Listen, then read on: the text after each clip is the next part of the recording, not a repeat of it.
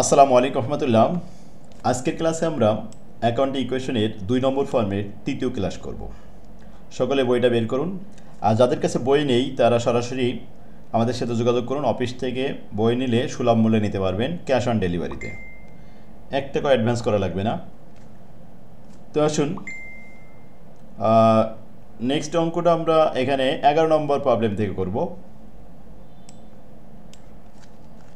11 নম্বর problem বলছে mister moon started his own delivery service on January 1st, 2006. The following transaction occurred during the month of January. জানুয়ারি মাসের 1 তারিখ, 2 তারিখ, 5, 7, 9, 13, 17, 26, 28 এবং 31 তারিখে একটা লেনদেন আছে। এই ট্রানজ্যাকশনগুলো আমাদের কি করতে হবে? Show the effect of each of the above transaction on the accounting equation. হিসাব সমীকরণে উপরের এই লেনদেনগুলো কি প্রভাব পড়বে এটা দেখাও টেবিলের মাধ্যমে। তাহলে টেবুলার অ্যানালাইসিস ইকুয়েশনের একটা ঘর তৈরি করি। টেবিলের প্রথম কলামে ডেট, এরপরে অ্যাসেট এবং লাইবিলিটি, অ্যাসেটের ঘর, লাইবিলিটির ঘর এবং লাস্টে কমেন্ট। অ্যাসেটের মধ্যে common asset cash, account receivable.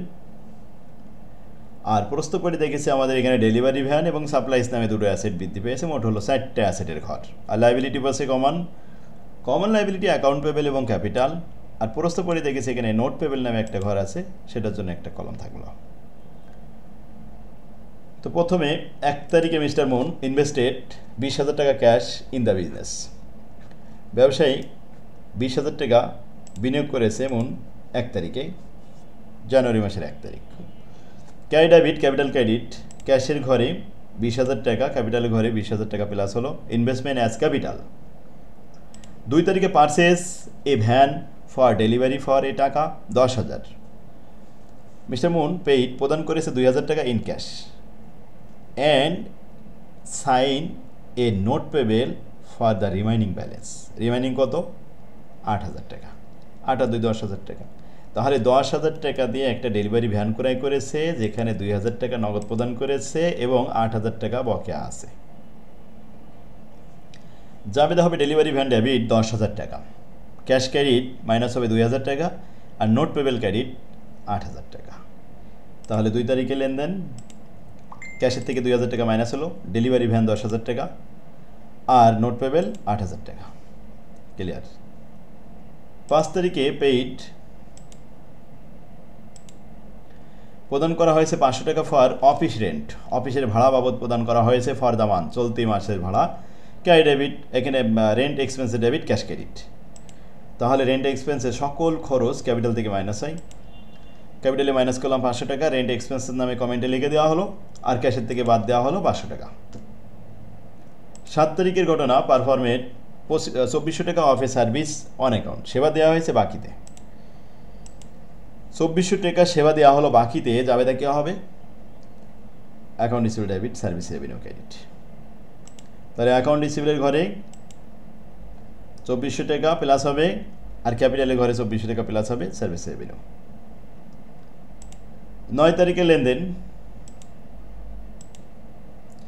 Withdraw, মালিক উত্তোলন করে নিয়ে গেছে 200 টাকা in cash for personal use. Drawing debit, cash credit, ক্যাশের থেকে মাইনাস হলো আর ক্যাপিটাল থেকে উইথড্র 500 টাকা মাইনাস হলো। 13 তারিখে লেনদেন, পারচেজ সাপ্লাইজ ফর টাকা 500 অন অ্যাকাউন্ট। সাপ্লাইজ 500 টাকার ক্রয় করা হয়েছে বাকিতে, supplies debit, account payable credit 500 টাকা। 13 তারিখের পরে 17 তারিখ receive cash 750 for service provided on January 7। 7 তারিখে যে সেবা দিয়েছিলাম বাকিতে, ওখান থেকে 750 টাকা আমাদের আদায় হয়েছে। Carry debit, account receivable credit 750 টাকা।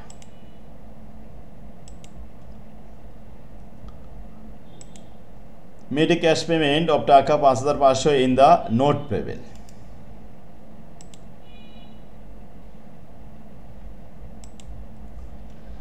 তাহলে নোট পেবেল যে 8,000 টাকা পাবে, ওখানে আমরা প্রদান করলাম 5,500 টাকা। Note payable debit, cash credit 5,500 টাকা। রিসিভ ক্যাশ 1600 টাকা as full settlement of A remaining money for service provided on January 7। 7 তারিখে আমরা 2400 টাকার সেবা দিয়েছি, সেই টাকা বকেয়া ছিল, মাঝে ওখান থেকে আমাদের আদায় হয়েছে 750, সেটা আদায় হয়েছিল 17 তারিখে। এরপরে যে বকেয়া ছিল সেই টাকা 1600 টাকা আদায় হয় এবং ফুল সেটেলমেন্ট সম্পূর্ণ নিষ্পত্তি সাপেক্ষে। সম্পূর্ণ নিষ্পত্তি সাপেক্ষে তার মানে এটা ছাড় দেওয়া হচ্ছে। তো কত টাকা ছাড় দেওয়া হচ্ছে? বিয়োগ করে দেখা গেল 50 টাকা ছাড় দেওয়া হচ্ছে। কারণ 7 তারিখে 2400 টাকা আমরা পাবো আয় করেছিলাম, 17 তারিখে 750 টাকা আদায় করার পরে তার কাছে পাওয়া যাবে আর 1650 টাকা। 28 তারিখে 1600 টাকা দিয়ে আর দেবে না, 500 টাকা 50 টাকা, তাহলে ছাড়, discount.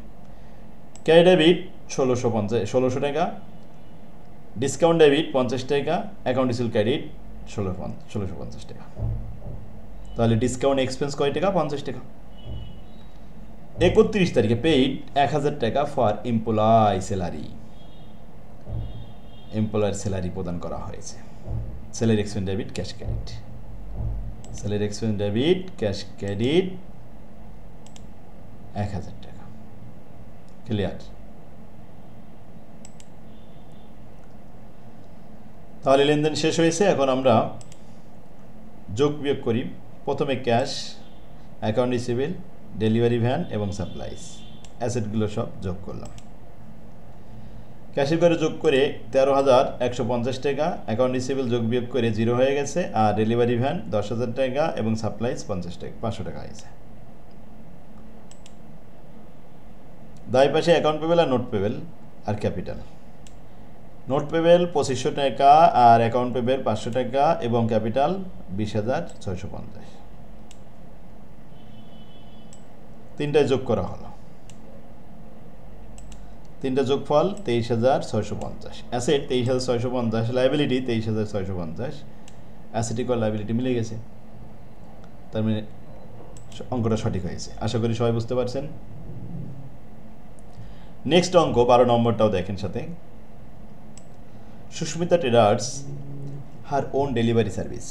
The following transaction occur during the month of June. June মাসের লেনদেন হয়েছিল 1 তারিখ, 2, 3, 4, 5, 6, 7, 8, 9, 10, 11, 12 এবং 13 সিরিয়াল নাম্বার করা আছে। এটা এই লেনদেনগুলো আমাদের কি করতে হবে? 13টা transaction. You are required to show the effect of account effect of the above transaction on the accounting equation and prove the equation। প্রমাণ করতে হবে।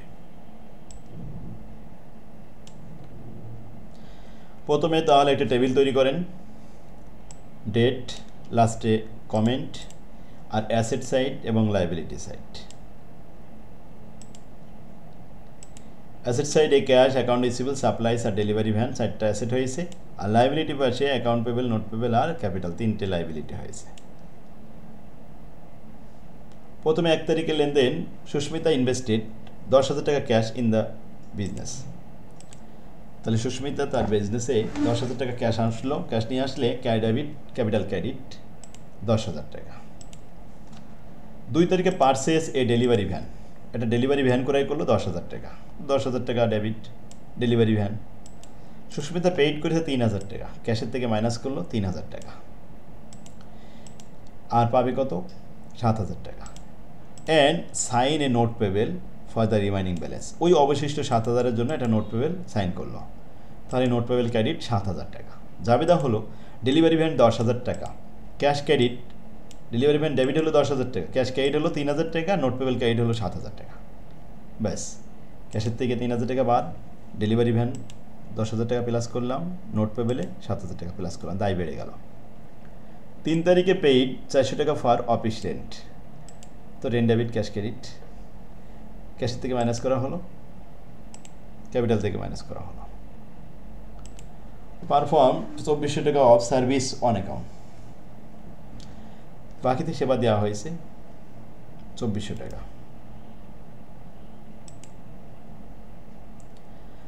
তাহলে account receive debit, service revenue credit 2400 টাকা।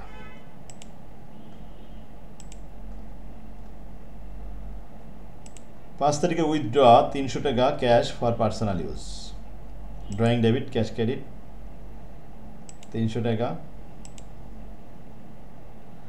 6 তারিখে purchase supplies for 150 on account, supplies ক্রয় করা হয়েছে 150 টাকা, supply debit, account payable credit 150 টাকা। রিসিভ ক্যাশ পেমেন্ট অফ টাকা 750 for service provided on June 4,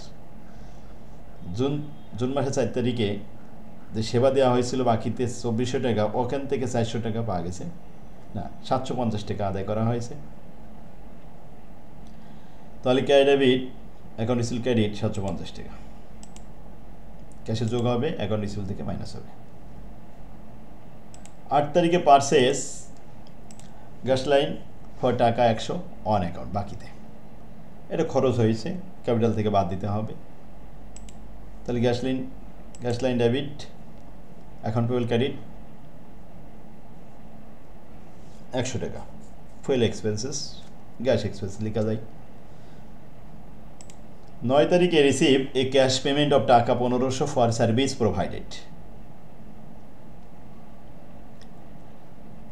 সেবা দিয়েছি, টাকা পেয়েছি, cash debit, service revenue credit 1500 টাকা। 9 তারিখ ক্যাশে টাকা যোগ হবে, ক্যাপিটালে টাকা যোগ হবে, এখানে 1500 টাকা প্লাস করলাম, কেন? সেবা দিয়েছি, টাকা পেয়েছি, আয় করেছি, এই জন্য ক্যাপিটালে যোগ হয়েছে। 10 তারিখে made a cash payment of টাকা 500 on the note payable, note পেবেলকে পরিশোধ করা হয়েছে 500 টাকা, note payable debit, cash credit 500 টাকা 500 টাকা। 11 তারিখে paid 250 for utility, utility expense debit, cash credit 250 টাকা।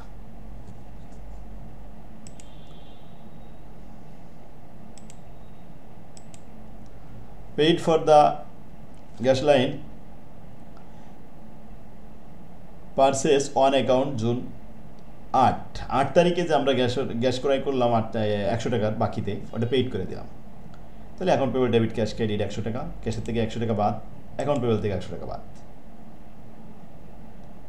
13 তারিখে 13 নম্বর এন্ট্রিটা বলছে পেইড 500 টাকা for a employ salary, salary debit, cash credit 500 টাকা, ক্যাশের থেকে মাইনাস করলাম, ক্যাপিটাল থেকে মাইনাস করলাম, স্যালারি এক্সপেন্সেস 500 টাকা। তাহলে cash, account receivable, supplies, delivery van এগুলো যোগ করলাম, যোগ করে এই 4টা অ্যাসেট 19,000 টাকা হয়েছে। লাইবিলিটি পাশে যোগ করলাম,